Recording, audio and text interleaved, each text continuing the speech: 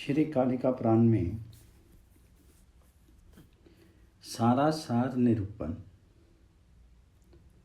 मार्कंडेय मुनि ने कहा, ये संपूर्ण जगत सारहीन है, अनित्य है और महान दुखों का पात्र अर्थात आधार है। ये एक ही क्षण में तो उत्पन्न होता है और एक ही क्षण में विपन्नता को प्राप्त हो जाया करता है। ये निस्सार जगत शीघ्र ही उस भांति सार से उत्पन्न होता है और फिर महाप्रलय के संगम में उसमें विलीन हो जाया करता है। भगवान हरि ने उत्पत्ति और प्रलयों से जगत की निस्सारता शंभु के लिए भाव से जगतों के पति ने दिखलाई थी। एक शिव शांत, अनंत, अच्युत, पर से विपर, ज्ञान से परिपूर्ण, विशेष द्वैत, अव्यक्त और अचिंत्य रूप ही सार है,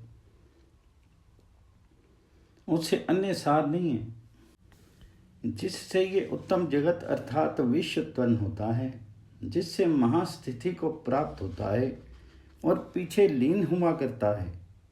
मेघों के जल को आकाश की ही भांति वृत्ति से जो इस विश्व को धारण किया जाता है, वह तत्व सार है।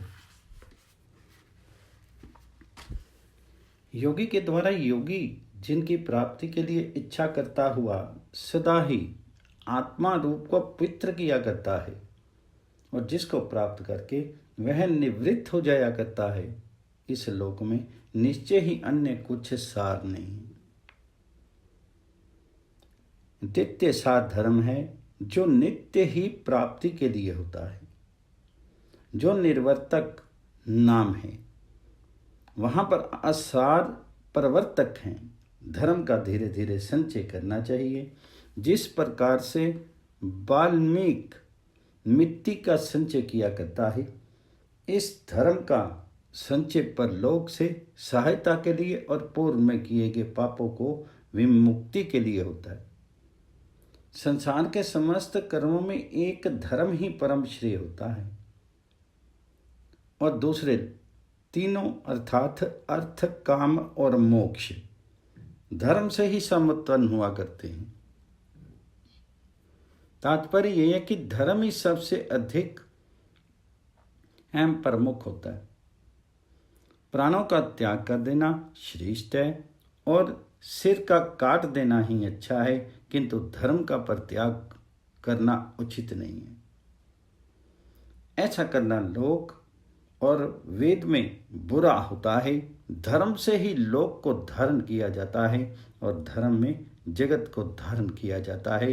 धर्म के द्वारा ही सब सुरगण पहले सुरत्व को प्राप्त हुए थे। 4 चरणों वाला भागवत धर्म निरंतर इस जगत का पालन किया करता है। वह ही पुरुष मूल है जो धर्म इस नाम से कहा जाता है। इस लोक में सभी कुछ शरित हो जाया करता है, किंतु धर्म कभी भी च्युत नहीं हुआ करता। जो पुरुष धर्म से कभी विचलित नहीं होता है, वही अक्षर ये कहा जाता है। यही हमने आपको सार बतला दिया है और ये संपूर्ण जगत सार से रहित है। जिस प्रकार से भगवान शंभु ने अपने अंतर से ज्ञान से देखा था, जगतों के पति भगवान विष्णु ने यही दिखलाया था और शंकर ने स्वयं में ही ध्यान के द्वारा मन से आत्मा को ग्रहण किया था। जो सार तत्व परम निष्कल है और मूर्ति से हीन है, वही ये मूर्तिमान धर्म है। ये अन्य सार है और इसके अतिरिक्त अन्य सब सारहीन है।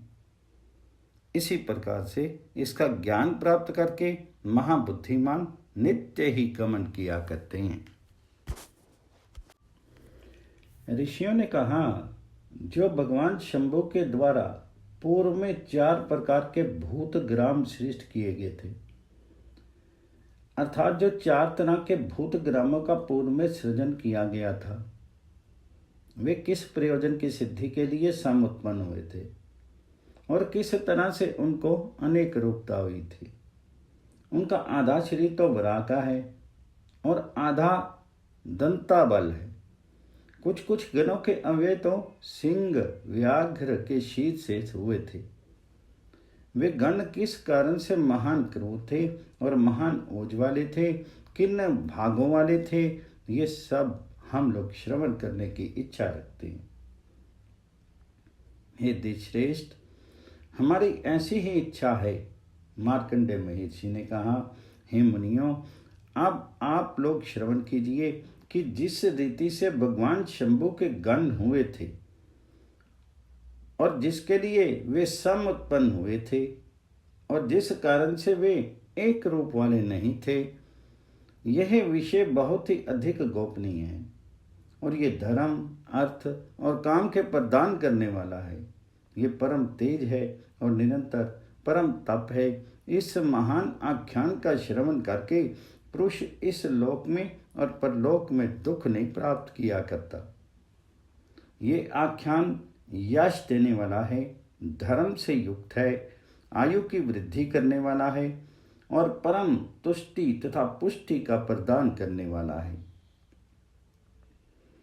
ईश्वर ने कहा, हे विभो, आपने जिसके वराग के स्वरूप को कल्पित किया था वे आपने पूर्ण कर दिया है कि आपने इस पृथ्वी को यथावत स्थापित कर दिया है। आपके ही प्रसाद से सब सागरों का संस्थान और नदियों का तथा क्षिति का संस्थान हुआ था और ब्रह्मा के द्वारा की हुई सृष्टि भी उत्पन्न हुई थी। आप सबसे परिपूर्ण हैं, यज्ञ में हैं तथा तेज से परिपूर्ण हैं। आप समस्त गुरुओं के भी गुरु हैं तथा आप पर से भी पर हैं। हे जगतपते, विकीर्ण हुई पृथ्वी आपको वहन करने में समर्थ नहीं है। पहले आपके द्वारा स्थापित शैलों के संघातों से यंत्रित ये पृथ्वी, उस कारण से हे जगतों के स्वामिन, इस मारा के शीर को त्याग दीजिए। ये जगत से परिपूर्ण, जगत के रूप वाले और जगत के कारणों का भी कारण है। हे विभो, आपके वराह के शीर को धारण करने में अन्य कौन समर्थ हो सकता है। विशेष रूप से आपके द्वारा ही ये सकाम पृथ्वी जन्म में घर्षित हुई है। ये स्त्री के रूप वाली ने आपके तेजों से दारुण गर्भ का धारण किया था।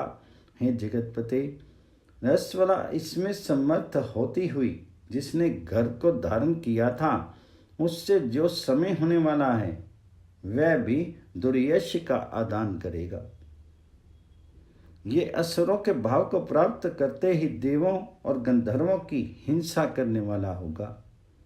ये लोकेश ने मुझसे दक्ष की सन्निधि में कहा था, मालिन के साथ रति से समुत्पन्न यह आपका अनिष्ट करने वाला दुष्ट है। हे लोकेश, इस वराह के कामों के स्वरूप का आप त्याग कर दीजिए। आप ही लोकों के भावन करने वाले हैं और सृष्टि, स्थिति और संहार के करने वाले हैं। हे महाबलवान, आप लोगों के हित के संपादन करने के लिए इस शरीर को त्याग करके पुनः समय के संप्राप्त होने पर अन्य काम को पौत्र करेंगे। मार्कंडेय महर्षि ने कहा, महान आत्मा ने भगवान शंकर के इस वचन का श्रवण करके वराह की मूर्ति को धारण करने वाले भगवान ने महादेव जी से कहा, श्री भगवान ने कहा, हे परमेश्वर, जैसा आप कर रहे हैं उस वचन का मैं पूर्णता पालन करूंगा और इस यज्ञ वराह के शीर में मैं त्याग कर दूंगा। उसमें लेश मात्र भी संशय नहीं है। समय के प्राप्त हो जाने पर फिर अन्य उत्तम वराह के रूप को धारण करूंगा जो अत्यंत दुराधार्य है और लोगों के पावन करने के लिए है। इतना कहकर के महान कार्य वाले वे वहाँ पर ही अंतर ध्यान हो गए थे।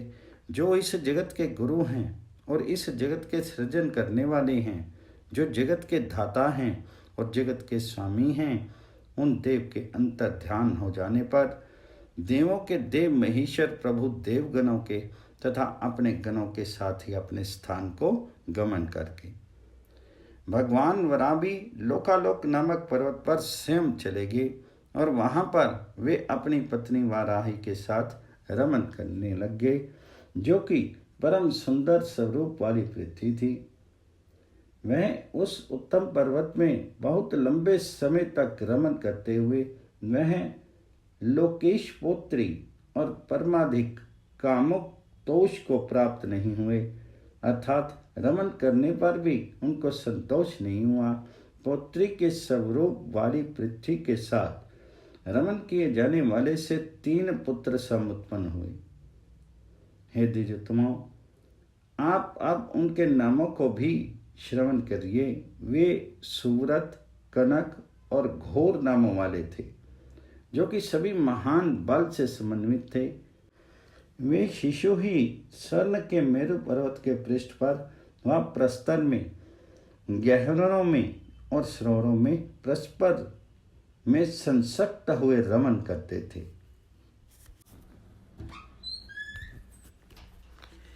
हे द्विजो, वह वरा उन पुत्रों से परिवृत अपनी भार्या के साथ रमन करने वाले थे, और उस समय में उन्होंने क्षीर के त्याग करने का कुछ भी ध्यान नहीं किया था।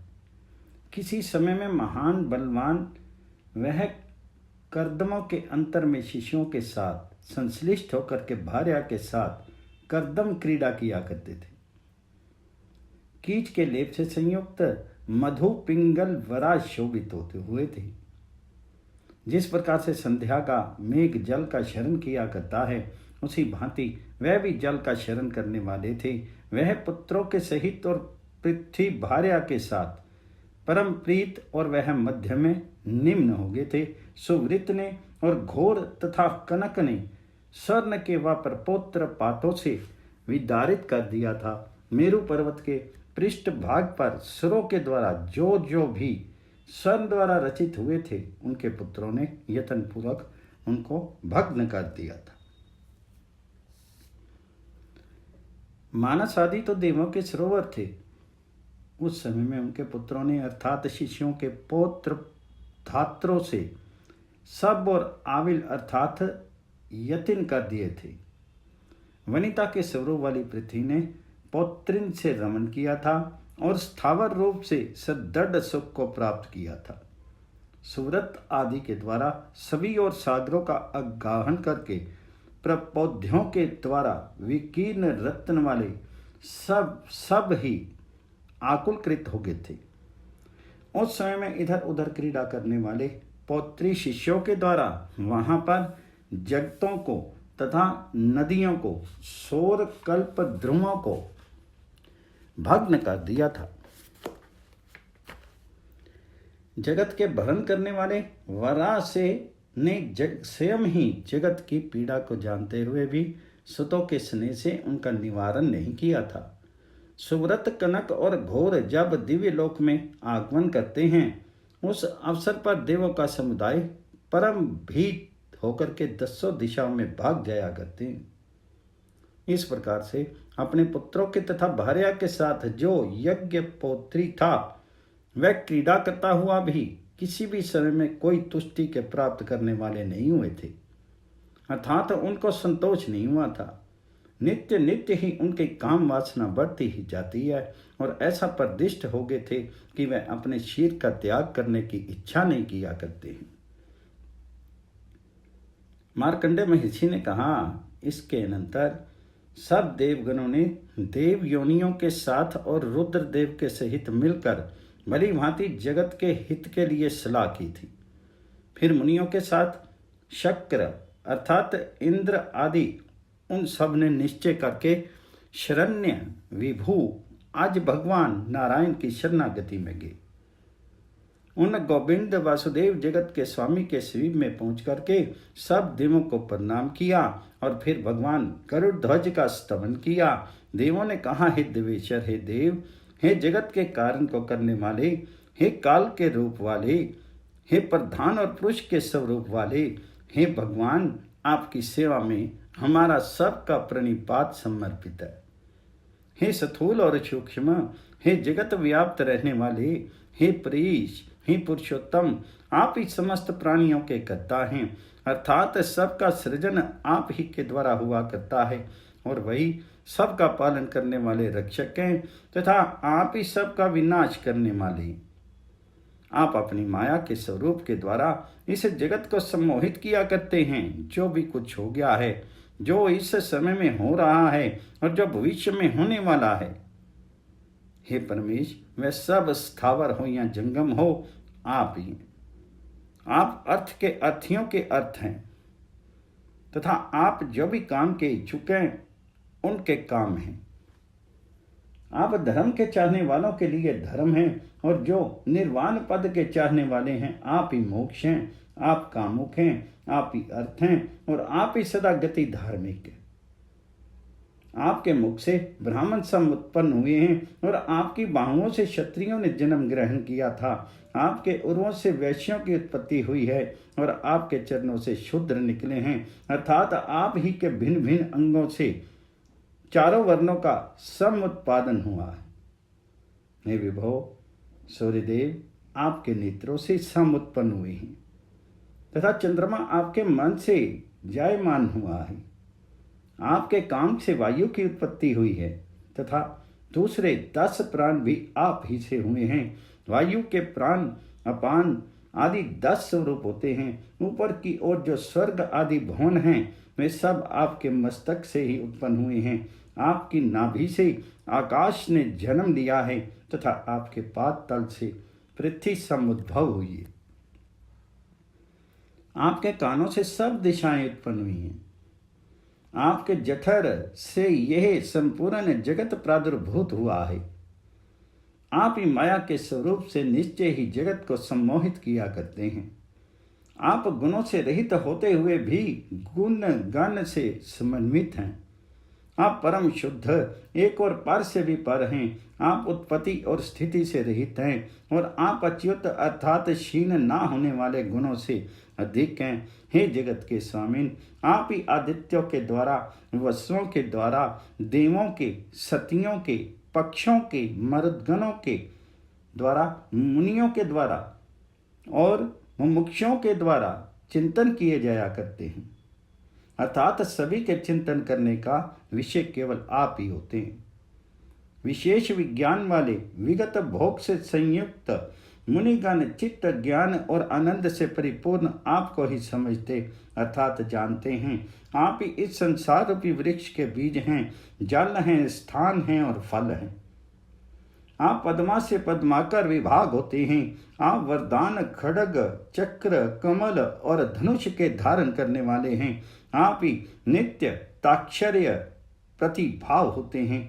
जिस प्रकार से स्वर्ण अचल पर जल से समन्वित शब्द हुआ करता है, आप ही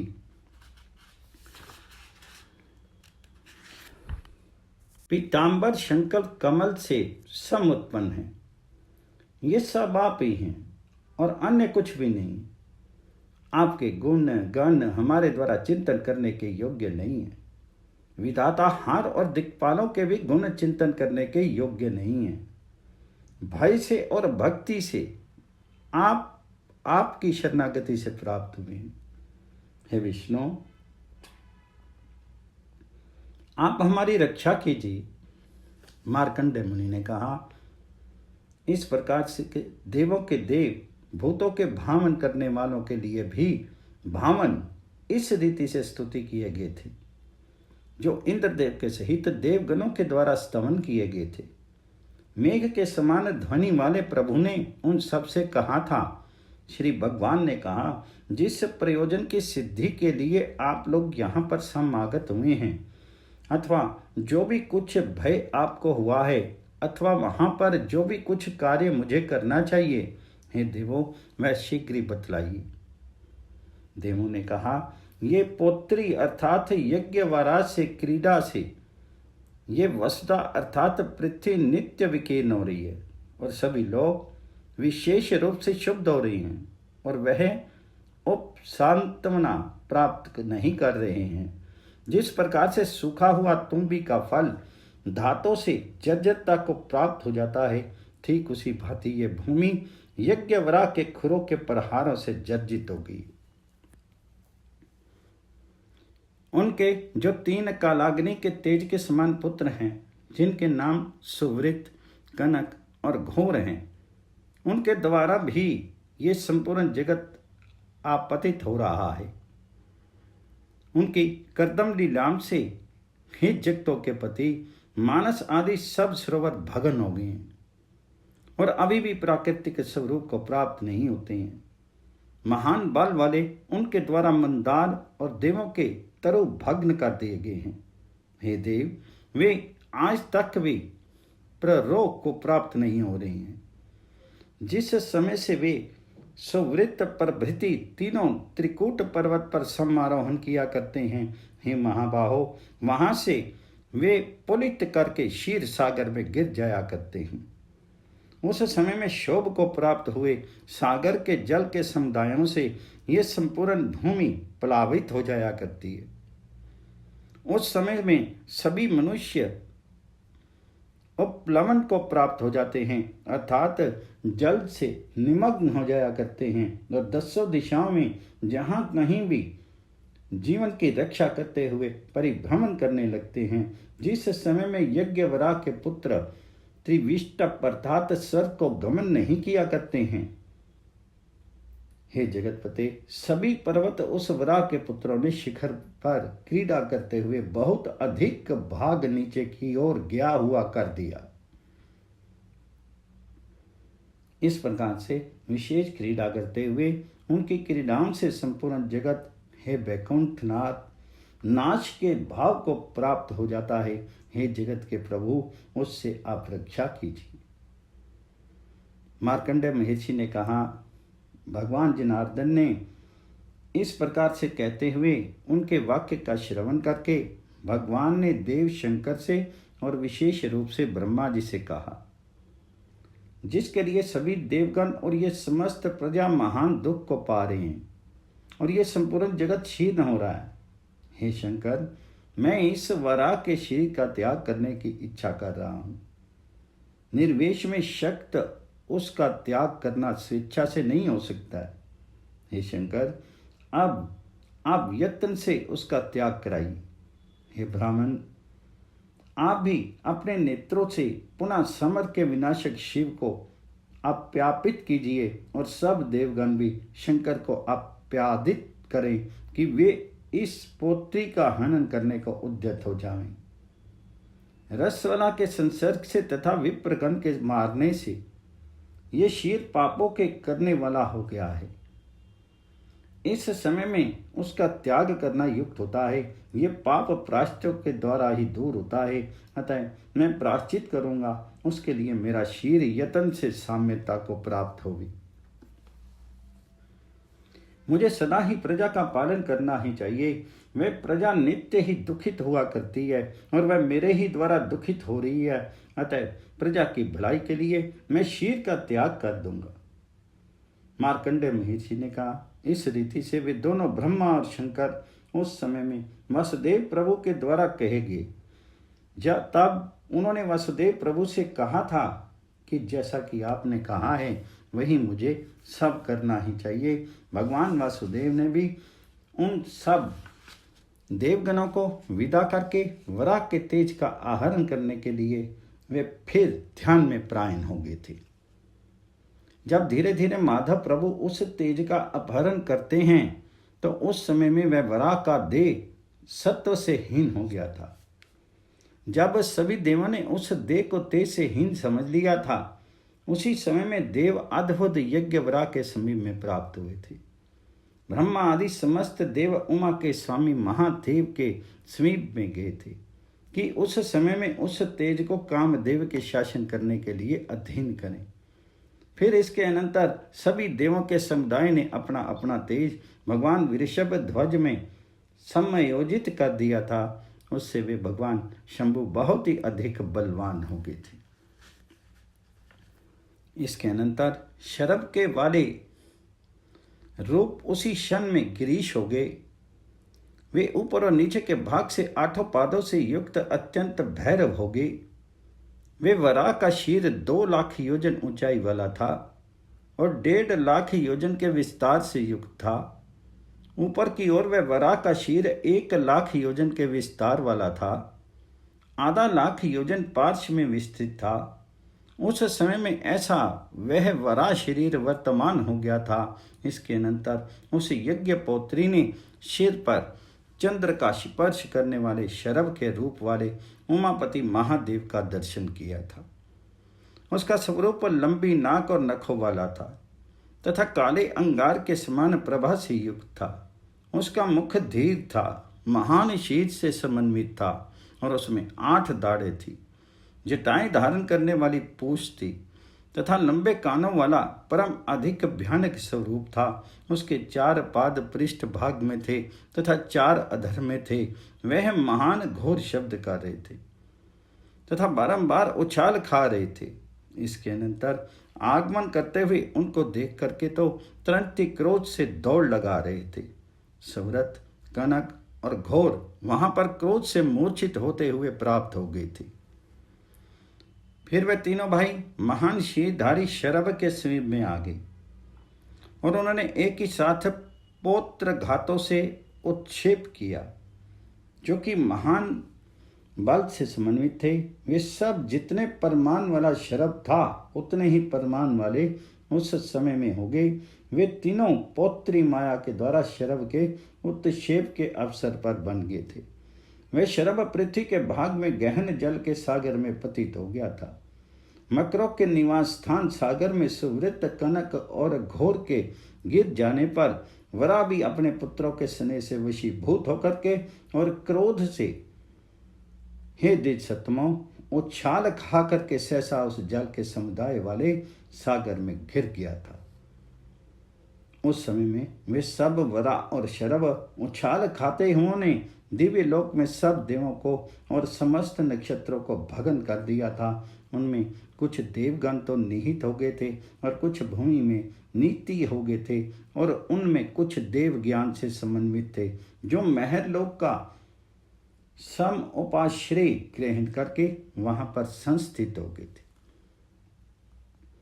हे देवश्रेष्ठो, नक्षत्र विमान से महिबल में पतित हो गए थे। वे सब ज्वालाओं की मालाओं से समाकुल दिखलाई दे रहे थे। उनके उत्पतन में जो वेग था वह बहुत ही अधिक दारुण था।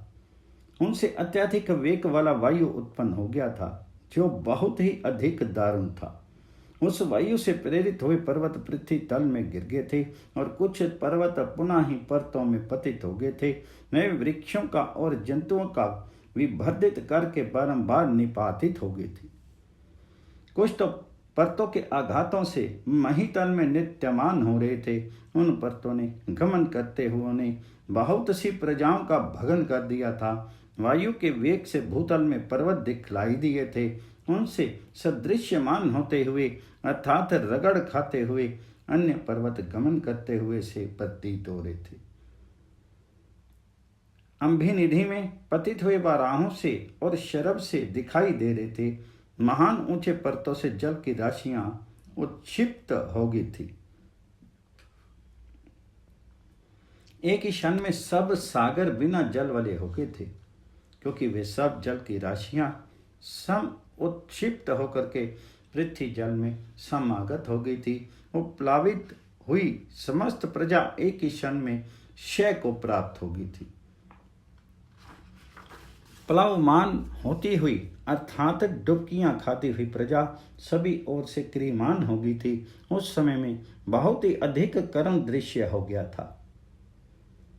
मरने वाले लोग परस्पर में विलाप कर रहे थे। कुछ लोग कह रहे थे, हा पिता, हा माता, हा तात, हा सुता। इस प्रकार से कहते हुए परम भीत और आत्म मनुष्य करुणा पूर्वक विलाप कर रहे थे। जिस देश में वाराहों के साथ शरभ निपातित हुआ था, यहाँ पर ही अधोभाग में पाई गई पृथ्वी पादों के वेग से विदारित हो गई थी।